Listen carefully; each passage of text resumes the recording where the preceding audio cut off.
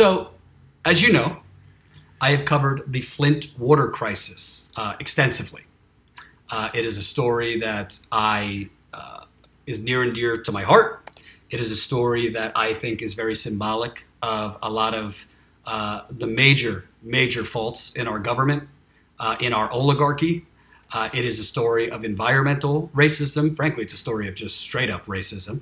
It's a story of our government that are bought off by corporations not giving a damn about poor people, even after they're poisoned.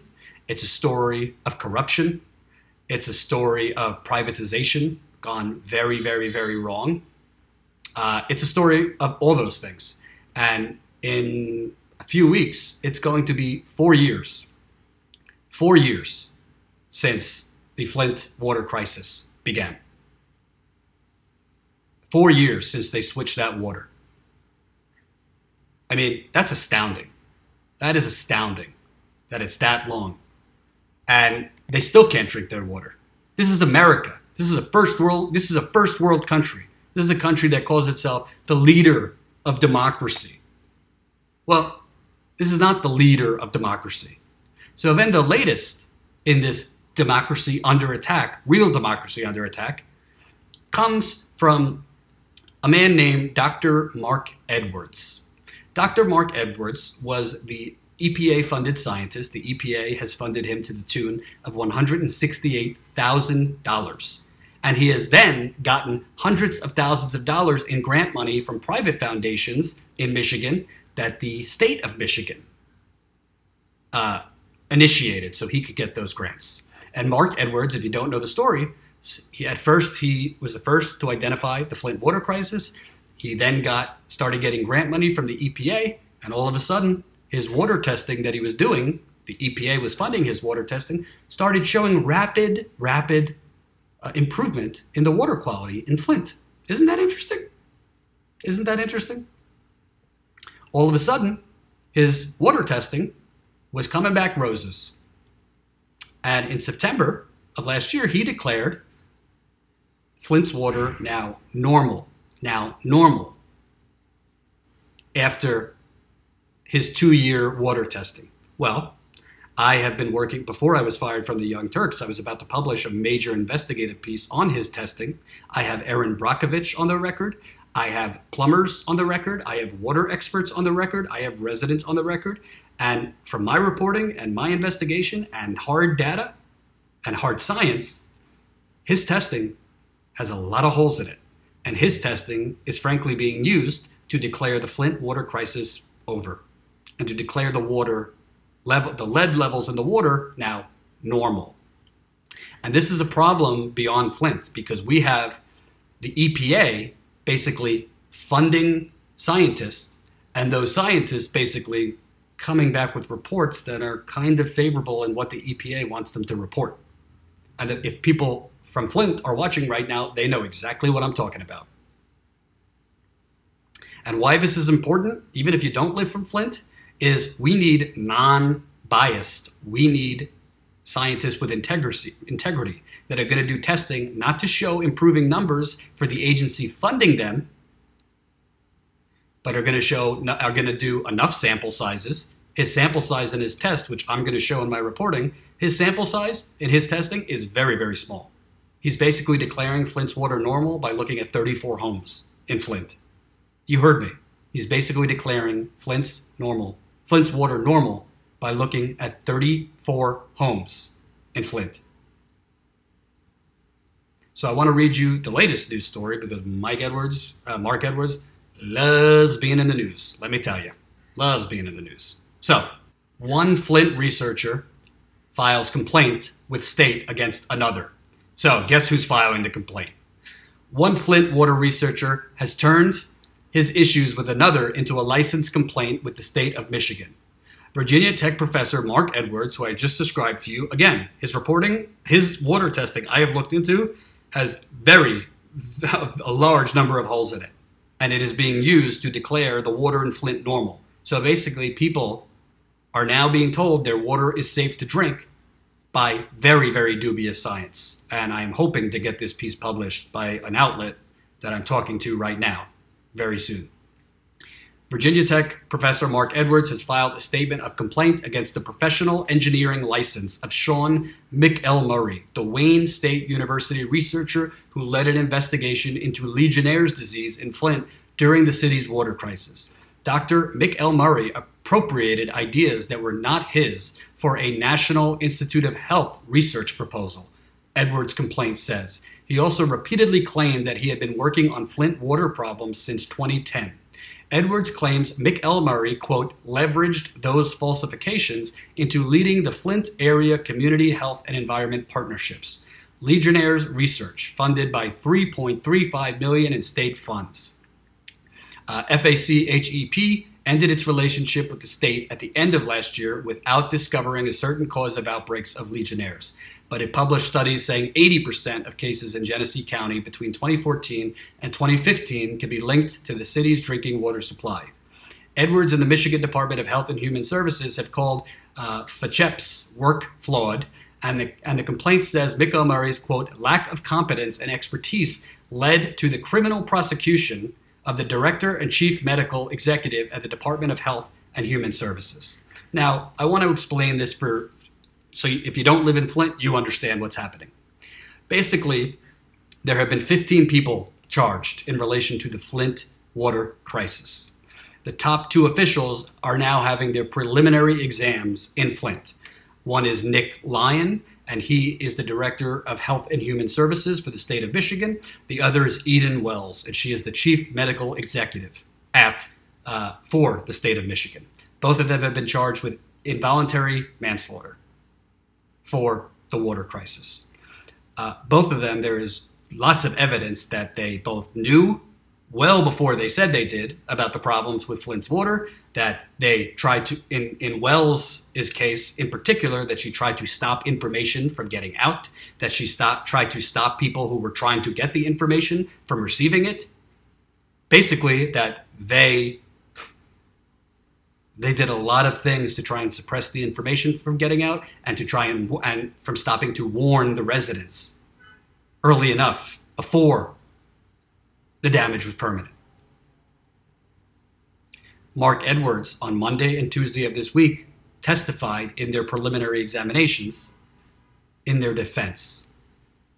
He testified for Nick Lyon and he testified for Eden Wells, basically saying that they were unfair scapegoats and that they didn't deserve to be basically criminally charged. I want to be clear. I do not have proof. I do not have proof that Mark Edwards has been paid off by the state of Michigan. But I do know that a lot of his grant money that came from private foundations like the Mott Foundation were orchestrated by the state of Michigan.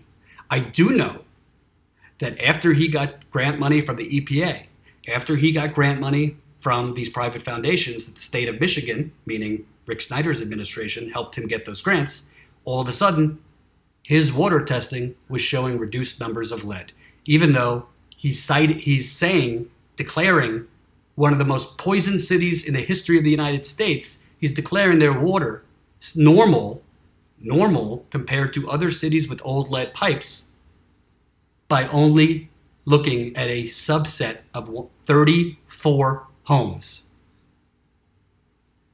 He looked at 34 homes to declare the water normal. He did not use plumbers to even verify what the service line material was in those homes. Meaning, according to EPA regulations, the lead and copper rule, you have to, half of your sample has to come from lead service line pipes. Pipes connected to lead service lines in the street. The other half of your sample has to come from either pipes with lead solder or copper pipes with lead solder. He tested 34 homes and he did not even confirm whether those homes had lead service lines. The only way, which my reporting shows, once this piece gets out, it's very thorough, it's a long report. Erin Brockovich is on the record, others are on the record. The only way to confirm what the service line material of the homes you're testing are by sending plumbers in to verify it in the basement. And by the way, this is broader than Flint because other states and other cities and other municipalities are skirting around the EPA regulation and not doing scientific verification of what materials they're testing. So if the EPA's regulation says you need to cover X, you need to test X amount of homes connected to lead service lines or homes with lead solder in the pipes, and you're not confirming that in any way. He told me in my reporting, I'm searching for homes age on Google. And this is, by the way, what the media then regurgitates. So Mark Edwards, who his testing is not scientific enough, it's not thorough enough, it has a lot of holes in it. Erin Brockovich doesn't go on the record against just anyone. I have plumbers on the record against his testing. I have other water experts on the record against his testing. The researcher that he has filed a complaint with in the state of Michigan, I also know through several sources that Mark Edwards would not give this researcher his water testing data. So the researcher needed data from the state and Mark Edwards, federally funded testing, to do his own research. And Mark Edwards wouldn't give him his data. Well, why is that, Dr. Edwards? Why wouldn't Mark Edwards give him his data or access to his results? That sounds interesting. If you're a scientist who wants to help the situation, why wouldn't you give your data? It's not a state secret. Why wouldn't you give it to researchers trying to get more information, trying to expand our understanding of what caused the Legionella outbreak in Flint, of what caused the lead crisis? Why wouldn't you do that? I have a statement here from Sean McElmurray. He gave this to me. I emailed him today and he got back to me. So I appreciate that. This is the researcher who has now had a complaint filed against him by Dr. Mark Edwards. His response: "It is very unfortunate.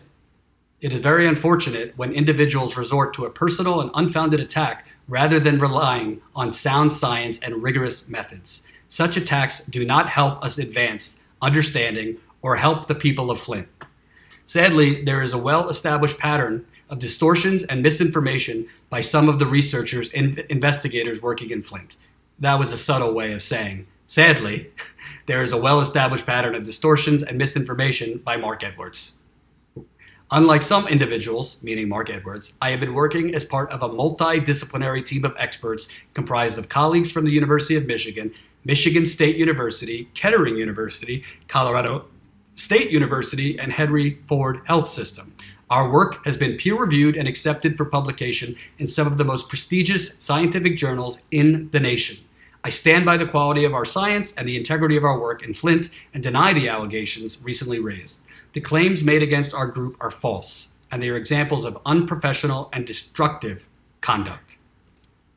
That is a statement Sean McElmurray, who is a professor at Wayne State University in Michigan, gave me in response to Dr. Mark Edwards, essentially, I don't know, trying to get his engineering license revoked. I don't know what Edwards is really attempting here.